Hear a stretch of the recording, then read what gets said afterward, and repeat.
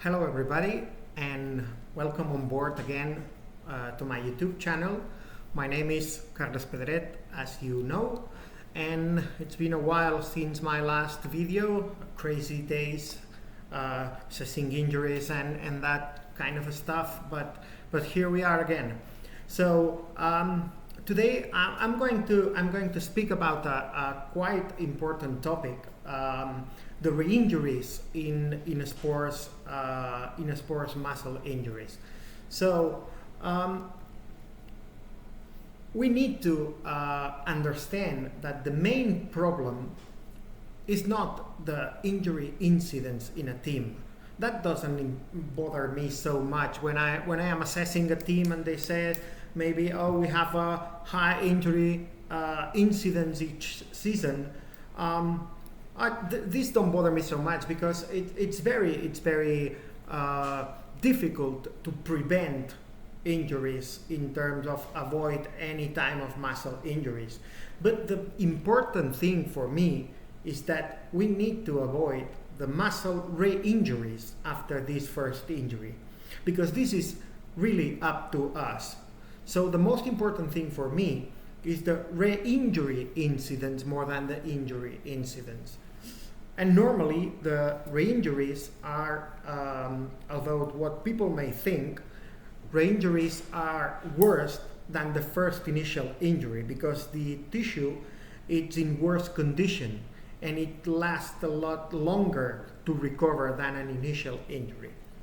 So we all know that we have a high injury or muscle injury risk in football players, most of it affecting the muscle and tendon, the majority part, and the biggest region affected is the thigh injury, the thigh region, even rectus femoris or hamstrings.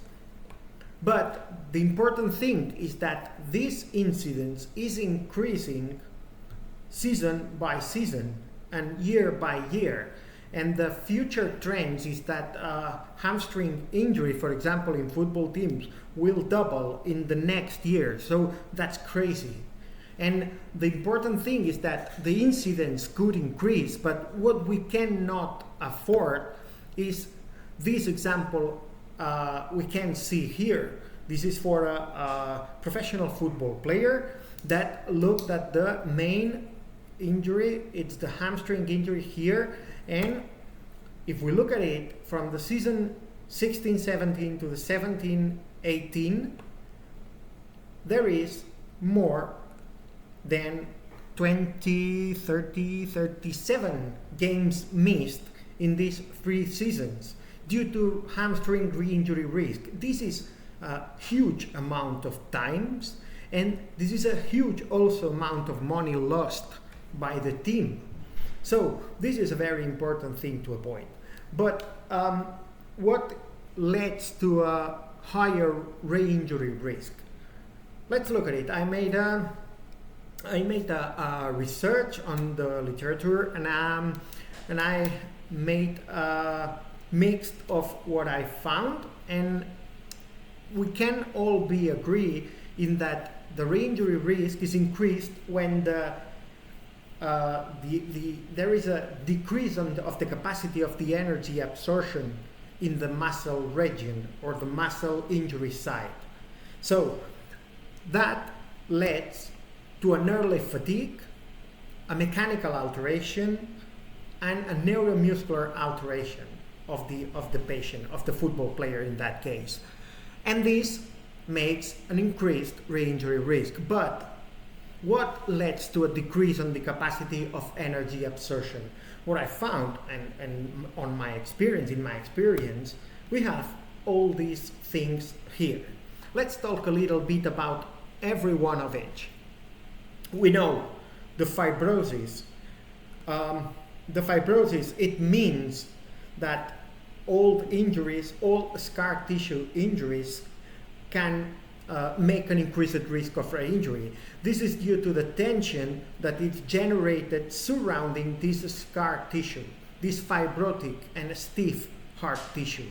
So the reinjury is never on the same fibrotic scar, it's surrounding it due to the tension of the muscle when this muscle contracts. So remember, you have seen this slide in other presentations or in other videos. This is a normal skeletal muscle sample.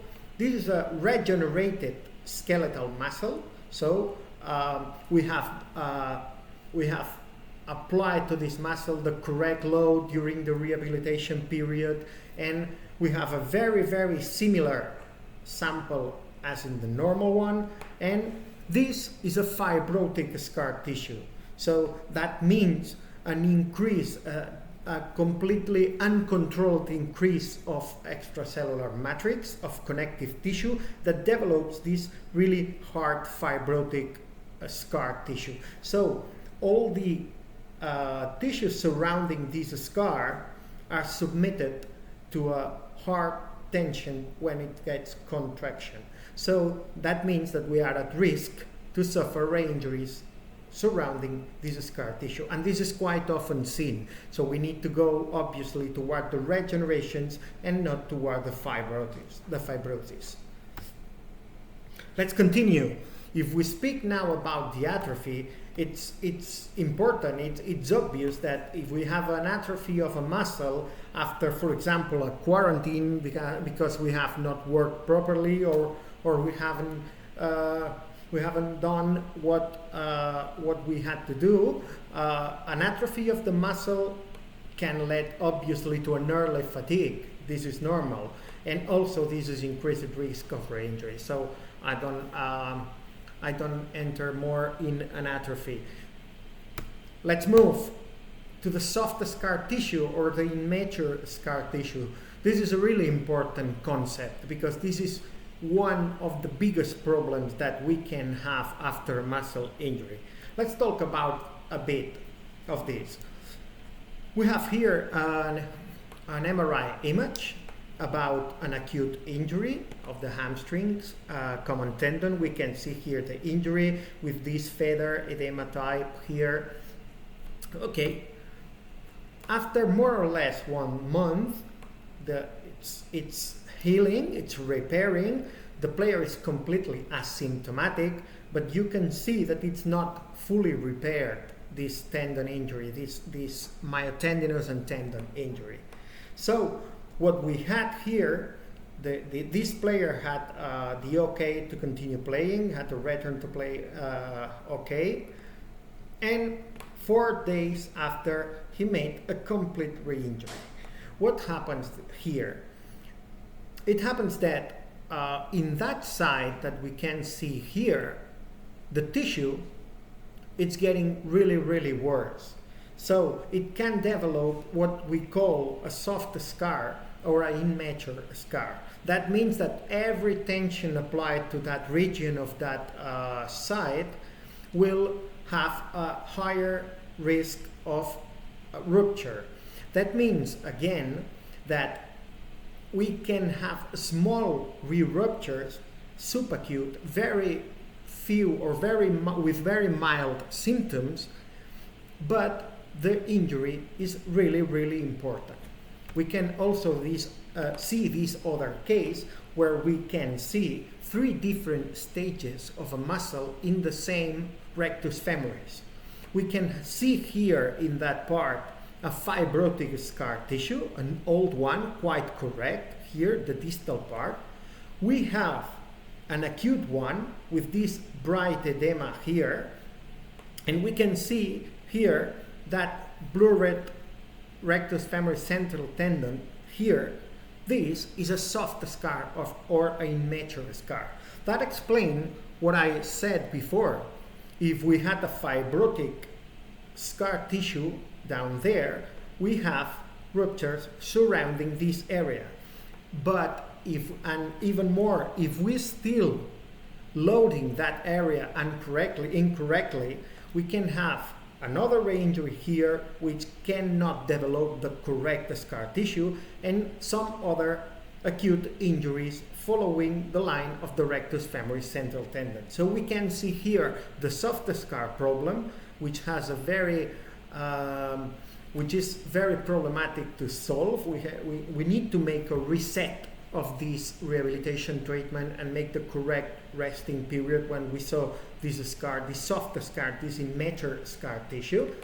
And we can see that the injuries are following this surrounding this fibrotic scar tissue due to the tension generated in that area here. We move again to the first and the main slide, and obviously we can have here the injury size. As bigger is the injury, the most risk of re-injury we have, because it's delayed in terms of scar tissue of the cicatrization. And finally, what I find the most important thing is that could lead to a re-injury risk is our fault. It's a too fast return to play, according to what have been said until now, and iatrogenic interventions. We need to remember that every muscle has its period of recuperation, its biological time for a recovery. You have seen also this slide in other presentation and videos, but this is from day 0, a sample of muscle injury in the day 0, and this is the sample of the same muscle at the 21, 28 days. So we can see the evolution of the cells, and we can see that in 3-4 weeks this muscle injury is not still fully recovered. So we need to understand that every biological tissue, any tissue has its biological time to repair. And if we force this, of course we can push a player with a muscle injury if we make the risk-benefit assessment. Yeah, we play with this every day. But if we push too much that player and we make a too fast return to play, the increased re-injury risk is very, very, very high. And obviously the iatrogenic. Sometimes we want to do special things or strange things to make this player play sooner. But I think that the most important thing is that we need to avoid the iatrogenic acts in order to avoid the re-injury risk.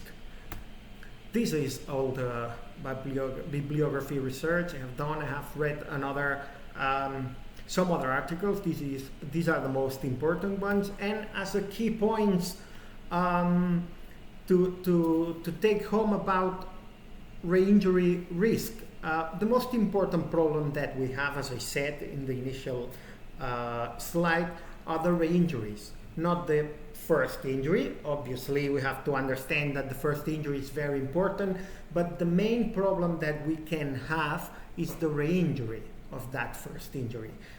And obviously, as I said, be aware about the soft scar tissue. It is essential, as always, to have a diagnosis as accurate, secure and concrete as possible to plan a correct and individualized return to play. This is normal and this is obvious. We need to know what we are treating to treat it correct. Great importance of the myoconnective architecture, as always I say, especially regarding the prognosis of injury, and we need to control again all the risk factors of every patient at all levels. If there are axis alterations, mechanical axis, if there is a dysmetry in the hips, if there is a flat foot, all of these things can help us in the way of avoiding the re-injury and to treat injuries. And especially, please be careful and avoid iatrogenic behaviors that could lead to a higher risk of re-injury. And that's all. It's a brief commentary about re-injuries in muscle injury. I think it's a very, very important topic. We could be here, or we can be here for 2 days speaking about re-injury and putting some examples. But for the moment, I think this is all, and this is important. So if you find that video or this video useful, subscribe to my YouTube channel and put a like or comment anything you want. I answer always. So that's it. Just waiting for you to see in commentaries section. Bye.